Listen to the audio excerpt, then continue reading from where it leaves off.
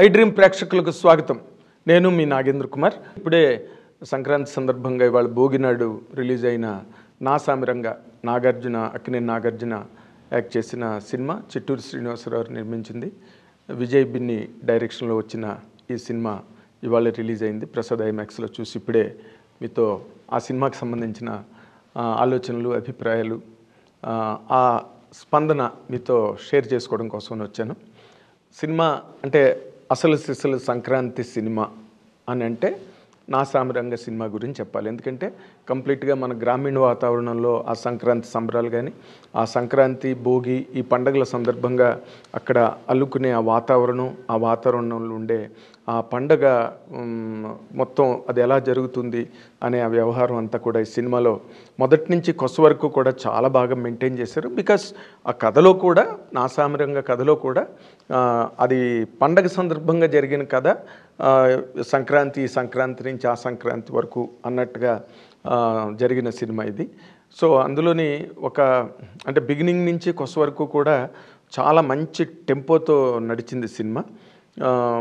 అంటే ప్రతి సీన్లోని మన పండగ వాతావరణాన్ని, ఆ పండగ సందర్భాన్ని ఫీల్ అయ్యేటట్టుగానే మొత్తం బ్యాక్గ్రౌండ్స్ గట్టాన్ని చాలా గొప్పగా చేశాడు విజయ్ బిన్ని. అక్కినేని నాగార్జున గారు కూడా ఈ సినిమాలో అంటే మాసి గెటప్లో రగ్డ్గా కనిపించినా కూడా మంచి హుషారుగా పండగ వాతావరణాల్లో మళ్ళీ విలేజెస్లో అందరూ ఎలా ఉంటారు అనే దానికి తగ్గట్టుగా నాగార్జున గారు చాలా ఫ్రెష్గా, చాలా ఎనర్జెటిక్గా, చాలా చలాకీగా, హుషారుగా, చాలా అంటే దాన్ని ఏమంటారు, చాలా ఎనర్జెటిక్గా కనిపించి సినిమాలో ప్రతి సీన్లోని అద్భుతంగా చేశారు. అండ్ అఫ్కోర్స్ అల్లరి నరేష్, రాజ్ తరుణ్, ఆషికా రంగనాథ్ వీళ్ళందరూ క్యారెక్టరైజేషన్స్ కూడా చాలా బాగా they have properly carved out the characters in the film. Of course అది రీమేకే, కానీ కీరవాణి గారు ప్రెస్ మీట్లో చెప్పినట్టుగా రీమేక్ని మన తెలుగు వాతావరణానికి, తెలుగు నేటివిటీకి అడాప్ట్ చేసి ఆడియన్స్ చేత శభాష్ అనిపించుకోవడం కూడా ఒక రకంగా కత్తి మీద సామే. ఎందుకంటే ఇది మలయాళీ ఫిల్మ్, దాన్ని వాళ్ళు చేసిన విధానం నుంచి మళ్ళీ మన తెలుగు మన వాతావరణానికి, మన టేస్ట్కి తగ్గట్టుగా దాన్ని కట్ చేసి, దాన్ని మళ్ళీ స్క్రీన్ ప్లే రీఆర్డర్ చేసి, కథను మళ్ళీ మరమ్మతులు చేసి, అవన్నీ చేసి కేవలం ఒక 3 నెలల కాలంలో చాలా స్పీడ్గా సినిమా షూటింగ్ చేసి పండగకి రిలీజ్కి వచ్చింది నా సామిరంగ సినిమా. కీరవాణి గారు నేను ఆశ్చర్యపోయాను. ఎందుకంటే కీరవాణి గారు ప్రెస్ మీట్లో ఆయన సాధారణంగా అంత కలివిడిగా, అంత సందడిగా ప్రెస్ మీట్లో ఎప్పుడూ వచ్చి పాల్గొన్న సందర్భాలు లేవు. ఆయన మ్యూజిక్ డైరెక్టర్ అయిన తర్వాత ఎక్కడో 1, 2, 3 మెయిన్ ఈవెంట్స్లో తప్పితే జనరల్గా ప్రెస్ మీట్కి వచ్చి ఒక సినిమాకి గురించి తను చాలా బిగ్గరగా అడిగిన ప్రశ్నలన్నిటికీ సమాధానాలు చెప్పి ఆయన నా సామిరంగ సినిమాని చాలా గట్టిగా సపోర్ట్ చేసి ఎన్నో అద్భుతమైన సినిమాలు నాగార్జున గారికి, ప్రెసిడెంట్ గారు పెళ్ళడం కానీ, అల్లుడు కానీ, ఇలాంటి అన్నమయ్య కానీ, షిరిడి సాయిబాబా సినిమా కానీ, ఇవన్నీ ఎన్నో సినిమాలు చేసిన కీరవాణి గారు ఆయన వచ్చి కూర్చుని ఈ సినిమా గురించి చాలా బాగుంటుంది, ప్రెసిడెంట్ గారు పెళ్ళం తర్వాత నాకు అలాంటి సినిమా అవుతుంది, ఇవన్నీ చెప్తే నేను చాలా ఇంట్రెస్ట్గా విన్నా. ఎందుకంటే ఆయన అంత ఓపెన్గా మాట్లాడే వ్యక్తి కాదు. ఈ సినిమా గురించి మాట్లాడారు. ఆ మాట్లాడిని కూడా ఈ రోజున సినిమా చూస్తే చాలా నిజం, ఆయన చాలా మనసు విప్పి మాట్లాడారని అనిపించింది. సినిమా మొత్తంగా మనం తీసుకుంటే స్క్రీన్ ప్లే కానీ, లేకపోతే కీరవాణి గారి పాటలు కానీ, ఆయన ఆ రోజు చెప్పారు ఇది బ్యాక్గ్రౌండ్ స్కోర్సు ఆర్ఆర్ నేను చాలా స్పెషల్గా చేశాను ఈ సినిమాకి అని చెప్పి. అది నిజంగా అసలు ప్రతి సీన్లోని ఆర్ఆర్లు బ్రహ్మాండంగా ఉన్నాయన్నమాట. ఒక ఇమోషనల్ సీన్ కానివ్వండి, సెంటిమెంటల్ కానీ, రొమాన్స్ కానీ, అసలు ఎలాంటి సీన్ అయినా కూడా కొత్తగా కీరవాణి గారు చాలా కొత్తగా చేశారు ఆర్ఆర్. ఈ సినిమాకి ఇది మైనస్సు, ఇది లోపం, ఇది వెలితి అని చెప్పడానికి లేకుండా ఆ కథ అలా నడిచింది అంతే. ఆ కథ అంతే. మనం మళ్ళీ ఆ కథలోని లోపాలు ఎంచడం, లేకపోతే ఇది లేదు, అది లేదు, అలా లేదు, ఇలా లేదు అని మాట్లాడడం కరెక్ట్ కాదు. ఎందుకంటే ఆ కథ తీరది. ఆ కథ ఏ విధంగా అయితే రచయిత రాసుకున్నాడో అదే కథను మనకు ప్రజెంట్ చేశారు. ఆ కథ వరకే మనం ఆలోచించాలి తప్పితే మళ్ళీ దానిలోని రంధ్రాన్వేషణ చేయడం అన్నది కరెక్ట్ టేస్ట్ కాదు. ఈ సినిమాకి సంబంధించిన వరకు కథగా మనం మాట్లాడుకుంటే అదొక ఊరు. ఆ ఊరిలో చిన్నతనం నుంచి ఈ మధ్య అది ఫ్యాషన్ అనండి, ట్రెండ్ అనండి, లేకపోతే ఆ కథకు అవసరం అనండి, ఆ చైల్డ్హుడ్ ఎపిసోడ్ నుంచే స్టార్ట్ అవుతున్నాయి ఈ మధ్య చాలా సినిమాలు. ఆ ఎపిసోడ్లో నాగార్జున గారు అండ్ అల్లరి నరేష్, రాజ్ తరుణ్ ముగ్గురు చిన్ననాటి స్నేహితులు.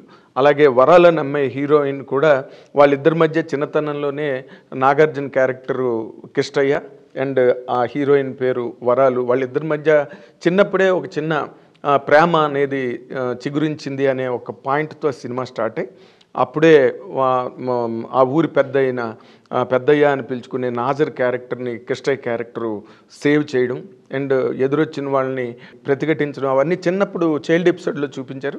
పెద్ద అయిన తర్వాత ఆ వాతావరణం అంతా కూడా ఎక్కడ ఎవరికి కష్టం వచ్చినా సరే కిష్టయ్య వచ్చి కాపాడుతాడు. అలాగే పెద్దయ్య కుటుంబానికి పెద్దరికానికి ఆయన హోదాకి కూడా ఒక కంచెలాగా ఈ కిష్టయ్య క్యారెక్టర్ ఉండడం, ప్రేమలు అభిమానాలు కూడా గ్రామ పెద్ద అయిన నాజర్ క్యారెక్టర్కి ప్లస్ ఈ కిష్టయ్య క్యారెక్టర్కి మధ్యలో ఉండే బాండ్ కూడా కొడుకుల తాలూకు అభ్యంతరాలను కూడా దాటి వాళ్ళిద్దరి మధ్య ఒక బాండ్ ఉన్నది అని చూపించే సీన్స్ కూడా చాలా బాగున్నాయి.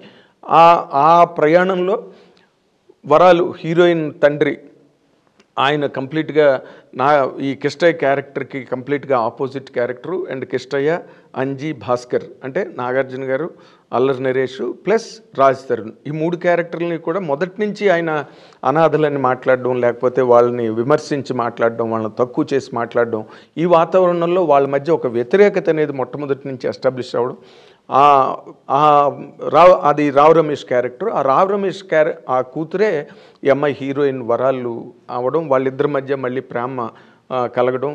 పెద్దవాళ్ళు అయిన తర్వాత వరాలు ఊళ్ళోకి వచ్చింది, నిన్ను చూసింది, నిన్ను పోలుస్తుందా లేదా అనే ఒక చిన్న సీన్స్ క్రియేట్ చేసి మళ్ళీ వాళ్ళిద్దరి మధ్య వరాలు కిష్టయ్య మధ్యలోని ఆ ప్రేమ అనేది మళ్ళీ అల్లుకోవడం, ఆ ప్రేమ ఫామ్ అవ్వడం, ఇవన్నీ కూడా ఆ సీన్లు చాలా ఇంట్రెస్టింగ్గా చాలా ఎంటర్టైనింగ్గా చేశారు. Nagarjuna garu has been fantastic, excellently well practically all through ఈ సినిమాకి సంబంధించి. ఆ తర్వాత ఈ పెళ్లి చేసుకుందాం అనుకునే టైంకి తండ్రి, మీ అమ్మ పోయినప్పటికి నాకు 24 ఏళ్ళు అయినా నేను ఇంకొక పెళ్లి చేసుకోలేదు, ఎందుకంటే నిన్ను సరిగ్గా చూడదేమో, నేను ఇంకొక అమ్మాయిని చేసుకుంటానన్న ఉద్దేశంతో నిన్ను పెంచుకుంటూ వచ్చాను, ఆడపిల్లను నాకేమీ చెప్పలేవన్న ఉద్దేశంతో అమ్మమ్మ ఇంట్లో పెంచాను నేను అనే ఒక డైలాగ్, చాలా మంచి డైలాగ్ అది. ఆ టైంలోని నువ్వు కనుక నన్ను కాదని వెళ్ళి కిష్టయ్యని పెళ్లి చేసుకుంటే మాత్రం నేను నేను ప్రాణాలు తీసుకుంటానని చెప్పి ఆయన ఊరికే నాటకీయంగా ఉరి వేసుకోవడానికి ట్రై చేస్తే అది నిజంగా ఉరిపడి ఆ క్యారెక్టర్ చచ్చిపోవడం, నువ్వు నన్ను వెళ్ళి పెళ్లి చేసుకుంటే నన్ను చంపి వెళ్ళినట్టే అనే ఆఖరి మాటకి ఆ వరాలు హీరోయిన్ కట్టుబడి 10 ఏళ్ల పాటు ఇంట్లో ఉండిపోయి కిష్టయ్యకి దూరంగా ఉండడం, ఈ సీన్స్ అన్నీ కూడా చాలా బాగా వాళ్ళిద్దరి మధ్య ఉండే ఆ కెమిస్ట్రీ అవన్నీ బాగా వర్కౌట్ చేశారు.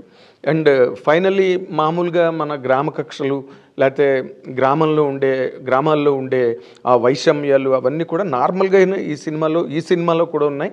బట్ దాన్ని పండించిన విధానం మాత్రం చాలా బాగా ఉంది. ఎందుకంటే ఈ పెద్దయ్య కొడుకులకి కిష్టయ్య క్యారెక్టరు, కిష్టయ్య గ్రూపు, కిష్టయ్య, అంజీ, భాస్కర్ వీళ్ళు ఈ 2 బ్యాచ్ల మధ్య కూడా ఒక పడని వాతావరణం. ఎందుకంటే ఎంతసేపు పెద్దయ్య కిష్టయ్య బ్యాచ్ని కిష్టయ్యని మాత్రమే సపోర్ట్ చేస్తాడు, మమ్మల్ని సపోర్ట్ చేయడనే ఒక తండ్రి పట్ల ఒక వ్యతిరేకతని పెంచుకున్న కొడుకులు ఆ వాతావరణం.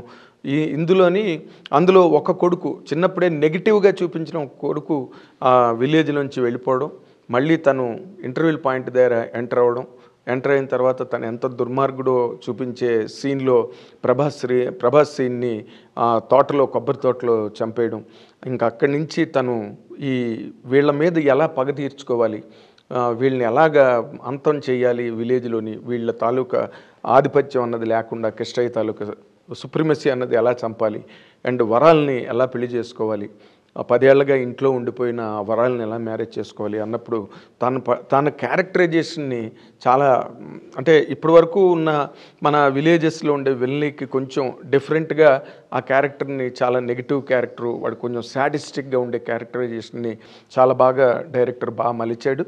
అండ్ ఆ క్యారెక్టరు బాగా పండింది సినిమాలోని.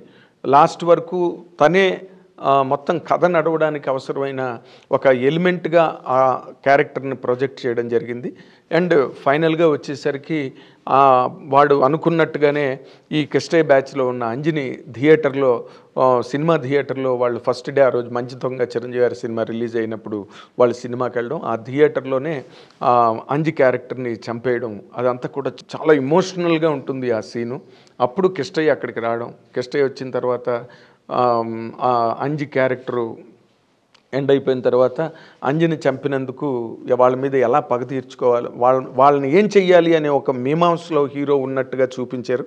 అప్పుడు వరాలు ఇంట్లోంచి బయటకు వచ్చి తనే ఒక కత్తి తీసుకొచ్చి కిస్టయ్యకి ఇచ్చి, నువ్వు అంజి చావుకు కారణమైన ఏ ఒక్కరూ మిగలడానికి వీల్లేదు, అలాగే నువ్వు కూడా సావకూడదు అని ఒక మాట చెప్పి వెళ్ళిపోతుంది. ఆ సీన్ చాలా బాగుంటుంది. నది ఒడ్డున, ఒక సరస్సు ఒడ్డున కిస్టయ్య క్యారెక్టర్ కూర్చుంటే వర్షంలో ఒక గొడుగుతో వచ్చి అక్కడ కత్తి ఇచ్చి వెళుతుంది వరాలు. ఆ సీన్ చాలా బ్రహ్మాండంగా ఉంది. ఆ సీన్ నిజంగా చాలా మంచి, బాగా well return, well conceived and well taken ఆ సీను. ఆ సీన్ తర్వాత అప్పుడు కిస్టయ్య ఎంటర్ అవ్వడం, ఆ సంక్రాంతి, ఆ పండగ, ఆ ఆర్భాటం, హంగమా బ్రహ్మాండంగా తీసారు. అదంతా కూడా హెవీగా ఉంటుంది. అందులో కిస్టయ్య అంటే నాగార్జున గారి క్యారెక్టర్ వెళ్ళి మొత్తం అందరినీ, ఒక్కడు కూడా మిగలకూడదన్న వరాల మాట ప్రకారం అందరినీ వేసేస్తాడు కిస్టయ్య అందులో క్లైమాక్స్ ఫైట్లో. అండ్ మోర్ ఇంపార్టెంట్లీ ఆ నెగిటివ్ క్యారెక్టర్ ఏదైతే ఉందో ఆ నెగిటివ్ క్యారెక్టర్ని కూడా, ఆ క్రిమినల్ క్యారెక్టర్ ఏదైతే ఉందో ఆ క్యారెక్టర్ని కూడా చంపేస్తాడు. ఆ పే ఆఫ్ సీన్ కూడా చాలా బాగుంది. అల్లరి నరేషన్ చంపేటప్పుడు అదే క్యారెక్టర్ వచ్చి, నువ్వు చిన్నప్పుడు కాపాడేవు, నాకు ప్రాణదానం చేసే కాబట్టి నీ ప్రాణం నేను తీయనని చెప్పి మళ్ళీ 10 అడుగులు ముందుకెళ్ళి వెనక్కి వచ్చి, నువ్వు బతుకుతావు అనగానే నీకు ఆశ కలిగింది కదా జీవితం మీద, తర్వాత చచ్చిపోతే ఎలా ఉంటుందో అది చాలా ఎంజాయబుల్గా ఉంటుందని చెప్పి అంజి క్యారెక్టర్ని చంపేస్తాడు. అదే పే ఆఫ్ సీను క్లైమాక్స్లో కూడా, నువ్వు మా అంజి కాపాడిన ప్రాణం నీది, అందుకు నీ ప్రాణం నేను తీయనని చెప్పి కిస్టయ్య నాగార్జున క్యారెక్టర్ కొంచెం ముందుకెళ్ళి అక్కడ బీడీ వెలిగించుకుని మళ్ళీ వెనక్కి వచ్చి, నువ్వు బతుకుతాను అనగానే ఆశ కలిగింది కదా నీ జీవితం మీద, అలాంటప్పుడు చంపితేనే దాంట్లో కిక్ అనే ఒక డైలాగ్ అనిపించి పే ఆఫ్ సీన్ లాగా అక్కడ ఆ క్యారెక్టర్ని చంపడం. ఆ తర్వాత క్లైమాక్స్కి వచ్చేసరికి అందరి కొడుకుల్ని మీరు పారిపోండి, కిస్టయ్యకి కనుక కోపం వచ్చిందంటే మీరు వాడి తమ్ముడిని చంపేశారు అని చెప్పి మిమ్మల్ని వదలడు ఎవరిని, మీరు ఈ ఊరు వదిలి పారిపోండి అని చెప్పి పెద్దయ్య 3 కొడుకులకి చెప్పడం. ఈ నెగిటివ్ క్యారెక్టర్ అక్కడ చచ్చిపోయినప్పుడు మళ్ళీ తిరిగి వాళ్ళు పెద్దయ్య ఇంటికి వచ్చినప్పుడు ఏదో మన భారతంలో ధృతరాష్ట్రుడు క్యారెక్టర్ లాగా భీముడిని చంపడానికి ట్రై చేస్తాడు ధృతరాష్ట్రుడు. కానీ కృష్ణుడు మధ్యలో ఉండి మట్టి విగ్రహాన్ని అక్కడ పెట్టి భీముడిని వెళ్ళనివ్వకుండా చేస్తాడు. ఎందుకంటే ధృతరాష్ట్రుడు 1000 ఏనుగుల బలం కలవాడు అన్న ఒక రహస్యం ఒక కృష్ణుడికే తెలుసు కాబట్టి పిండి పిండి అయిపోతాడు ధృతరాష్ట్రుడు చేతుల్లోనే అనే ఉద్దేశంతో భీముడిని దూరంగా పెడతాడు.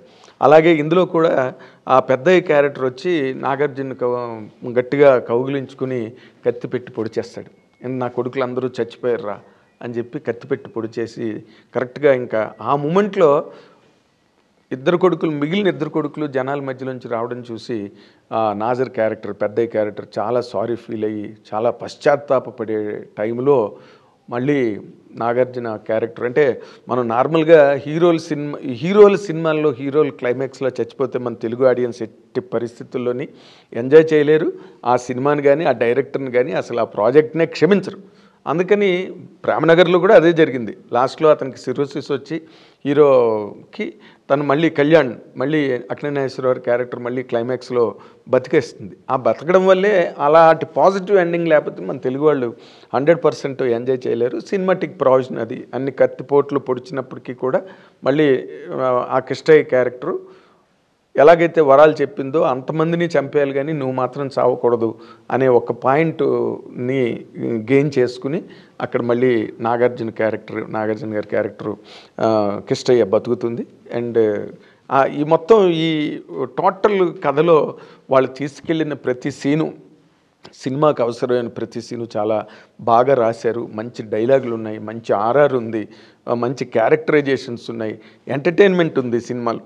ఎంటర్టైన్మెంటు మొత్తం ఆ గ్రామాల్లో ఉండే ప్రేమలు, అభిమానాలు, మన విలేజెస్ మొత్తం ఆ విలేజ్ వాతావరణం అనేది ఈ పండగల్లో గొబ్బెమ్మలు కానీ లేకపోతే బంతిపూల తోరణాలు కానీ ఊరేగింపులు కానీ ఆ సందడిని చాలా బాగా పిక్చరైజ్ చేశారు. అండ్ కంప్లీట్ ఫ్యామిలీ డ్రామా ఈ సినిమా చూడాల్సింది.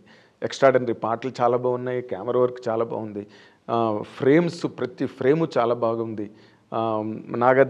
నాగార్జున గారికిను అమ్మాయి అష్క రంగనాథ్కి మధ్యలో ఆ రొమాన్స్ పార్ట్ కూడా చాలా చాలా బ్యూటిఫుల్గా కన్సీవ్ చేశారు, బ్యూటిఫుల్గా ట్రీట్ చేశారు.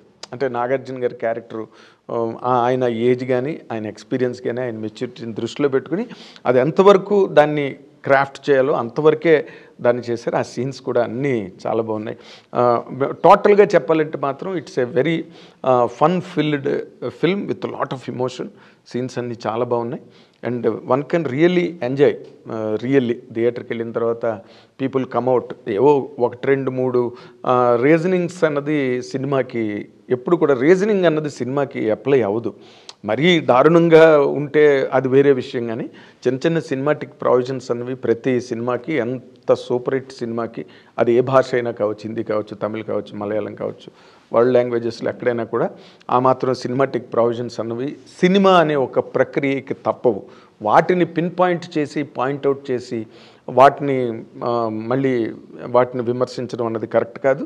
ఈ సినిమాకి సంబంధించినంత వరకు, ఈ కథకి సంబంధించినంత వరకు కూడా పర్ఫెక్ట్గా ట్రీట్మెంట్ కానీ లేకపోతే డెలివరీ కంప్లీట్గా బ్రహ్మాండంగా చేశారు ఈ సినిమాని.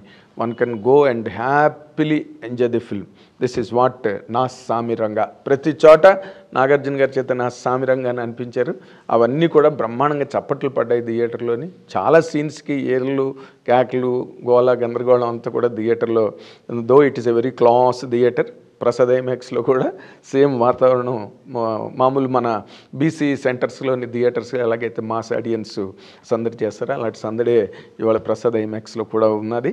కాబట్టి ఇది all classes film, all classes enjoy చేయొచ్చు. నాగార్జున గారిని మళ్ళీ కొత్తగా ప్రజెంట్ ఆయనే ప్రజెంట్ చేసుకున్నారు. ఆ రగ్గుడుగా గడ్డం అండ్ రగ్గుడు లుక్, బీడీ కాల్చడం అవన్నీ కూడా మంచి మాస్ బ్రహ్మాండంగా ఉన్నాయి. సినిమా అంతా కూడా మీరు చూసి ఎంజాయ్ చేయండి. Thank you very much.